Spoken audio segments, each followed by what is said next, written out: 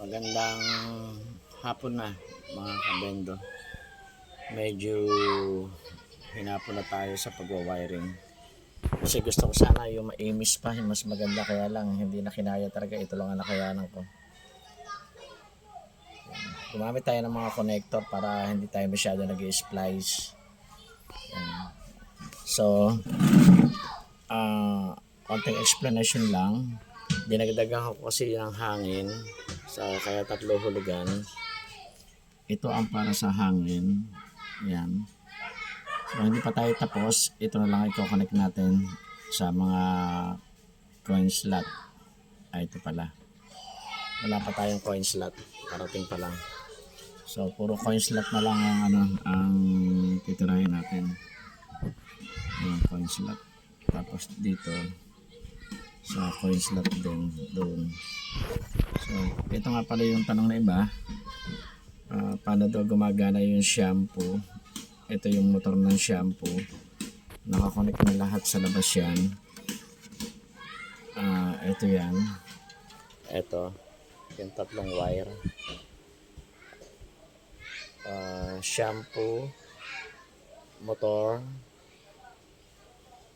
at relay ng compressor. So yan na yung lahat.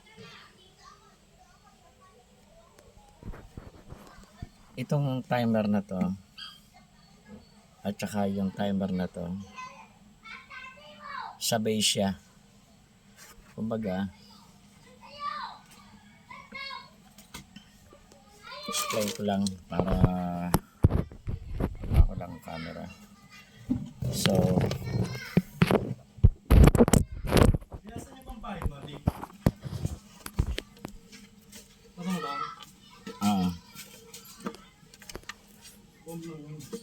dito nakasaksak yan yung 3 wire na yan.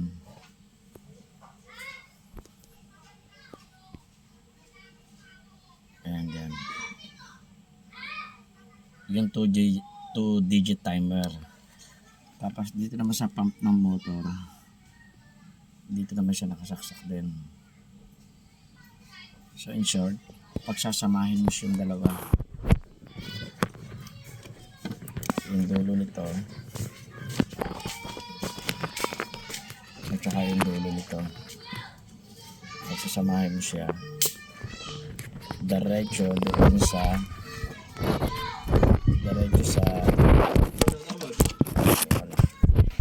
hindi makapag-video ng ayos, diretso sa coin slot. Magkakakulay na naman yung 3 yan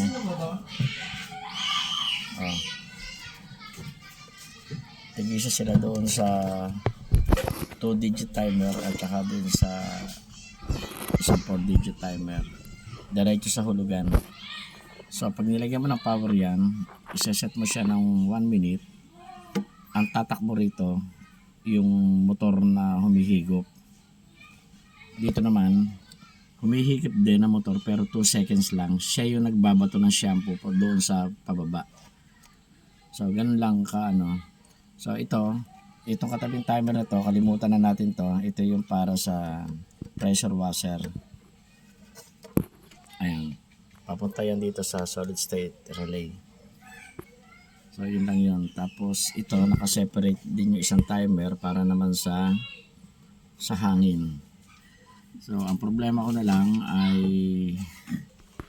gaya nga ng bagong version to natin na car wash. So nilagyan ko dito ng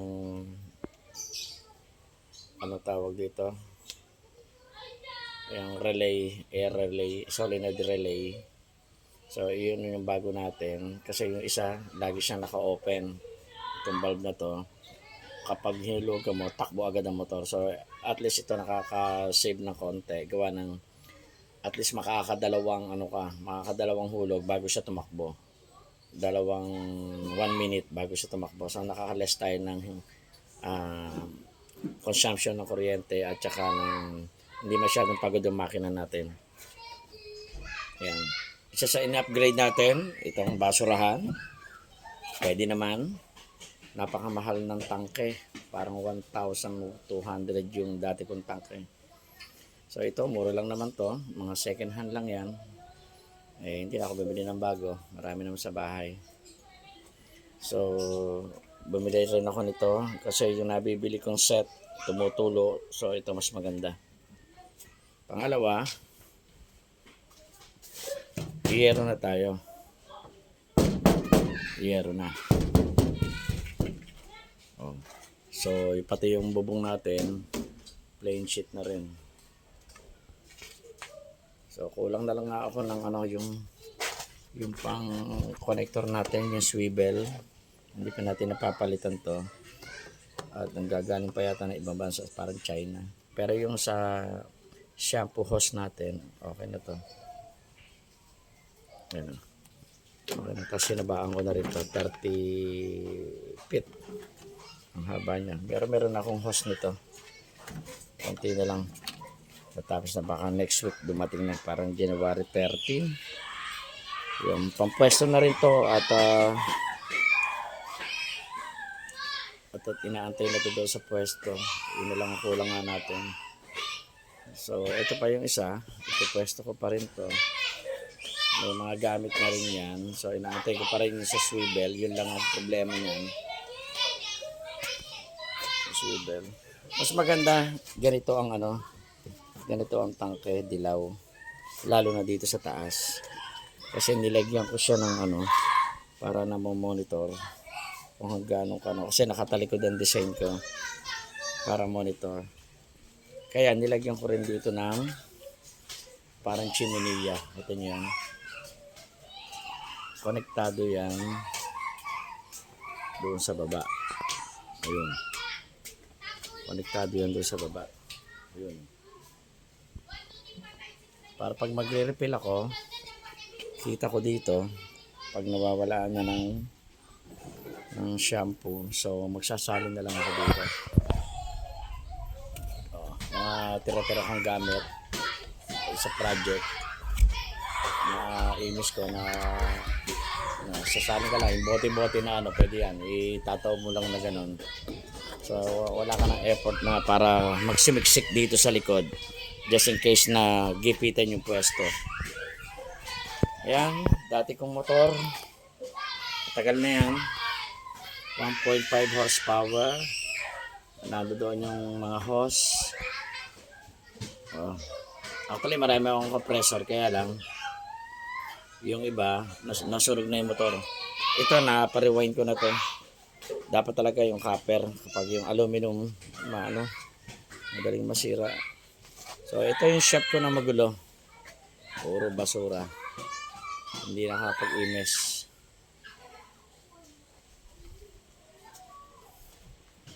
Ito ito yung shampoo natin. Kumonti itong isa yun. Tapos ayan ang magulong shop. Bukas na ako maglilinis. Darating pa yung mga Nordico Shopee. So dito ako lahat ang gumagawa. Pati yung mga box na yan, yung mga lagayan. So ayan yung mga natin.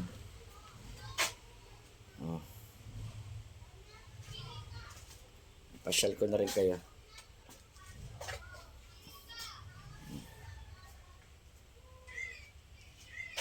Magulo sa shop. Sobrang daming gamit ko. Dati kasi ako nagko-construction.